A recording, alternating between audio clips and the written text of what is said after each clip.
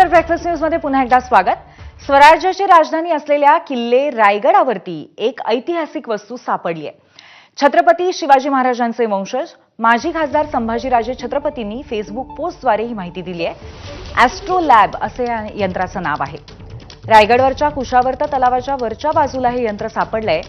रायगड विकास प्राधिकरण आणि पुरातत्व विभागाच्या संयुक्त विद्यमाने रायगडावरती मागच्या काही वर्षापासून उत्खनन करून डागडुजीचंही काम सुरू आहे।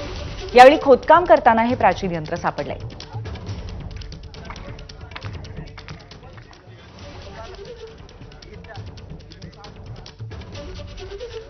आपले प्रतिनिधी गणेश मापरळकर आपल्याला या संदर्भात अधिक माहिती देतील। गणेश, या यंत्राच्या बद्दल आणखीन काही माहिती मिळाली आहे का? आणि त्याचबरोबर साधारणपणे अशा पद्धतीचं हे खोदकाम करत असताना आणखीन कोणत्या वस्तू आणखीन समोर येत आहेत का? नक्कीच आपण बघितलं तर किल्ले रायगड ही स्वराज्याची राजधानी आहे आणि गेल्या 4 वर्षांपासून पुरातत्व विभाग आणि यांच्या काही संयुक्त विद्यमानाने हा जे किल्ले रायगड आहे त्या ठिकाणी खोदकाम आणि काही भागांमध्ये डागडुजी करण्याचं जे काम सुरू आहे।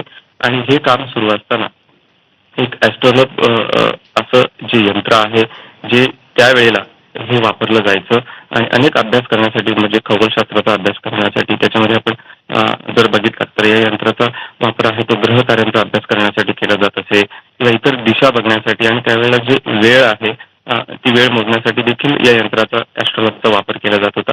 आणि अशा पद्धतीचं जे खोदकाम सुरू असताना अशा काही गोष्टी उलगडता आहेत आणि त्याच्यामध्येच हे ॲस्ट्रोलॅब जे सापडलेलं आहे आणि या ॲस्ट्रोलॅबची जी माहिती आहे ती माझी खरंय गणेश, मला असं वाटतं की शिवकालीन लोक कशा पद्धतीने विविध गोष्टींचा अंदाज लावू शकत असायचे हे या वस्तूंच्या माध्यमातून हळूहळू आपल्याला आणखी उकलत जाईल। धन्यवाद आपण दिलेल्या माहितीबद्दल।